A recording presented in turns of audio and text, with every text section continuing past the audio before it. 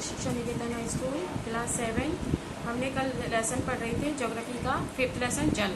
तो मैंने सुनामी के बारे में बताया था आपको कि जल क्या है, जल लवणीय कौन कौन से काम आता है, खारा पानी किस प्रकार से समुद्र से हम जो किस तरह से प्राप्त करते हैं नमक को, उसके बारे में पढ़ा था।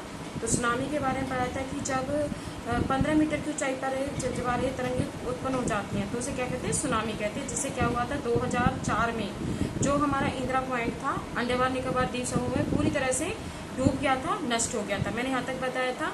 आज पढ़ेंगे हम ज्वार भाटा के बारे में कि क्या होता है। दिन में 2 बार नियम से जब महासागरीय जल उठना और गिरना हो जाता है तो उसको क्या कहते हैं, ज्वार भाटा कहते हैं। कि ज्वार भाटा उठता और गिरता है तो उसको क्या कहते हैं, ज्वार भाटा कहते हैं। स्वार्थिक ऊंचाई पर उठकर जल के हिस्से को डुबा देता है उसे क्या कहते हैं, ज्वार कहते हैं। जब पूरी तरह से जोड़ता है, जब जल अपने स्तर तक आ जाता है और तट से पीछे चला जाता है उसे क्या कहते हैं, भाटा कहते हैं। समझ में आया? दोबारा देखो, दिन में 2 बार नियम से महासागरीय जल का उठना और गिरना, उठना फिर गिरना, उसको क्या कहते हैं, ज्वार भाटा कहते हैं। जल तट के बड़े हिस्से में डुबा दिया जाता है उसे क्या कहते हैं, जब जल का बहुत सा तट जो होता है पूरे हिस्से को डुबो देता है उसे कहते हैं ज्वार।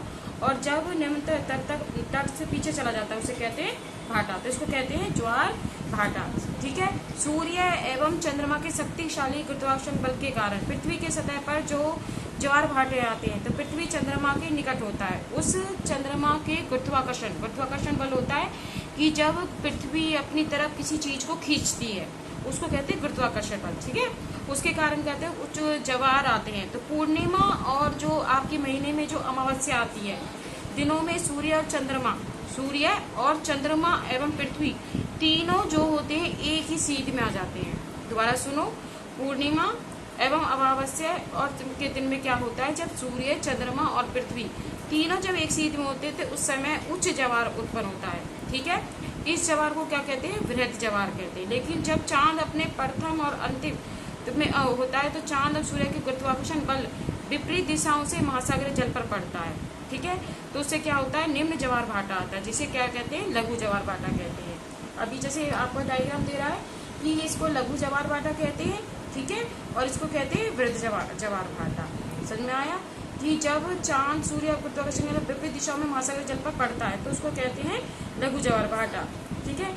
तो उससे क्या होता है, उच्च ज्वार नौ संचालन में सहायक होता है। यह जल स्तर को तट की ऊंचाई तक ले जाते हैं, जहाज को बंद करता पहुंचाने में सहायक होते हैं। जैसे इसमें लाभ क्वेश्चन बनेगा आपका कि ज्वार भाटा के क्या लाभ होते हैं। कि जब ज्वार भाटा आता है तो उससे क्या होता है कि नौ संचालन में सहायक होता है, जल स्तर को तट की ऊंचाई तक पहुंचाता है।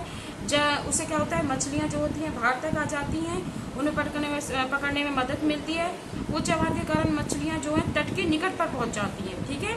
और मछुआरों को बिना कठिनाई के क्या मिल जाती है, मछलियां हो जाती हैं। उसके स्थान पर जो कुछ स्थानों पर ज्वार भाटा उत्पन्न से जल के उतार चढ़ाव के कारण उससे क्या होती है, विद्युत उत्पन्न होती है। तो ये सारे ज्वार भाटा के लाभ होते हैं। और मैंने आपको बताया कि वृहद ज्वार भाटा कैसे कहते हैं, ज्वार भाटा क्या कहते हैं। उसके बाद पढ़ेंगे कि महासागरीय धाराएं क्या होती हैं। महासागरीय धाराएं होती है कि निश्चित दिशा में महासागरीय स्तर पर नियमित रूप से बहने वाली जल की धाराएं होती हैं। ठीक है। महासागरीय धाराएं जब गर्म या ठंडी हो जाती हैं तो महासागरीय धाराएं भूमध्य के रेखा के निकट उत्पन्न होती हैं। और ठंडी जो धाराएं होती हैं ध्रुव तथा उच्च आकांक्षों के कटिबंधीय निश्चित के प्रभावित होती हैं। ठीक है।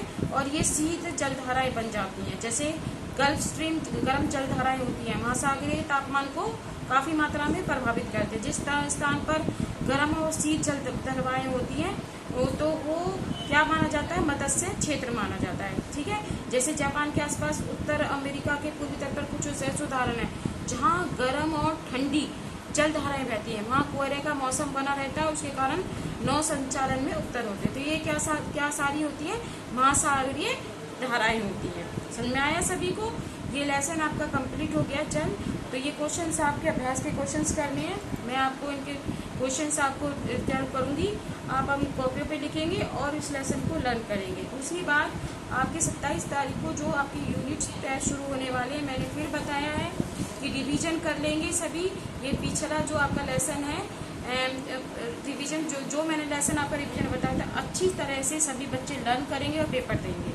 अभी अभ्यास के क्वेश्चंस आपको करने हैं। जैसे वर्षण क्या है, जल चक्र क्या है, मैंने बताया था कि जल कैसे वर्षण ऊपर उठता है, फिर वो नीचे आकाश में बादल बन जाते हैं, बारिश करते हैं, ये सारा बताना है। लहरों की ऊंचाई को प्राप्त करने वाले कारक कौन से हैं, ज्वार भाटा से कैसे उत्पन्न होता है, अभी बताया है आपको कि ज्वार भाटा किस तरह से बनता है, और महासागरीय धाराएं क्या हैं, ये सभी क्वेश्चंस आपको करने हैं और लर्न करने हैं। लिखने के बाद समुद्री जल नमकीन होता है, क्यों होता है, क्योंकि भाई इसमें मैंने बताया था कि आयोडीन की मात्रा ज़्यादा होती है, जल की गुणवत्ता का ह्रास क्यों हो रहा है, और ये जैसे आपको ये टिक वाले क्वेश्चंस हैं, ये सभी आपको अपनी कॉपी पर लिखने और लर्न करने हैं। आज के लिए इतना ही। नेक्स्ट क्लास आपकी अब जब लगेगी जब आपके यूनिट टेस्ट हो जाएंगे, परंतु इसका होमवर्क आपके पास पहुंच जाएगा, आपको सबको अपनी कॉपी में लिखना है, परंतु उससे पहले एक बार ये लेसन आपको डील करना है। Thank you.